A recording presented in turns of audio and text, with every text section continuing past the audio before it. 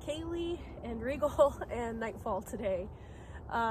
We're coming to the end of 2025, and with that I wanted to discuss some things that I've noticed with some of the things I've played around with as far as collie and horses. For those who don't know me, my first sport was always the equestrian sports. So Regal was a throwback from high school. He was a horse that I restarted, and he went into a lesson program, and after that lesson program closed down, I got him back. And then Nightfall over my shoulder actually came from the Humane Society. He used to be feral. We're still kind of working with him because I had a bad accident and I'm not quite where I feel comfortable getting back on him.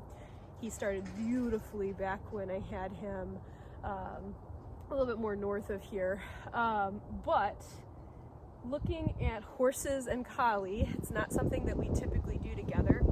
That said, historically, horses and battle and swords did very much go together. Regal is actually an Arabian horse, which they're known as the warrior horse because they were used for their agility in battle. I used to think that was really funny. I was never an Arabian horse person. The stigma against them is they're very spooky a lot of times.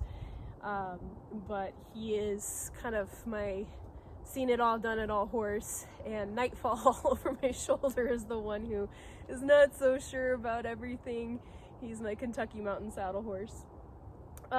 So with the sword on horseback, I just wanted to go over a couple of things that blew my mind, that make a lot of sense, and they're kind of no-brainers, but I never really noticed it until I actually was playing around with it, because when you have those two sports as your sport, why not, right?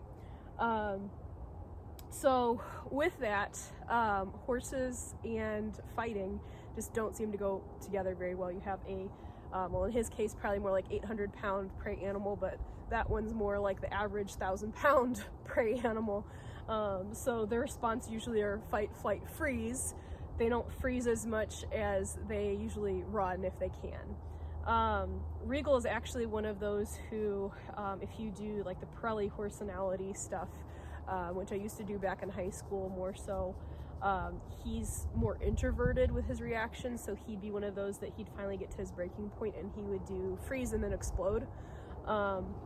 He doesn't really do that anymore because even though I do push his boundaries a lot as far as like sword stuff on his blind side, because he can't see out of that eye, but kind of knowing how they react and respond to things, it's very similar to how you fight when you're fighting with a group of people at your back versus fighting a group of people.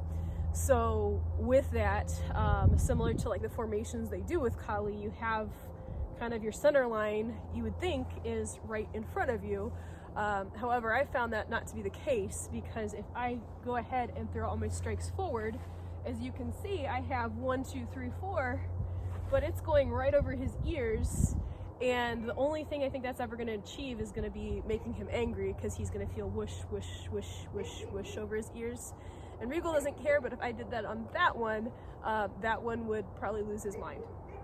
That said, he loses his mind with the sword near him anyway. Currently, we're working on that. He is doing very well, and I think part of the reason is because he's with Big Brother, even though Big Brother is not very happy to have him tagging along. So with that, that makes your center line off the bladed stance, just like with collie. So my hips are squared off in front of me, but I'm actually fighting here.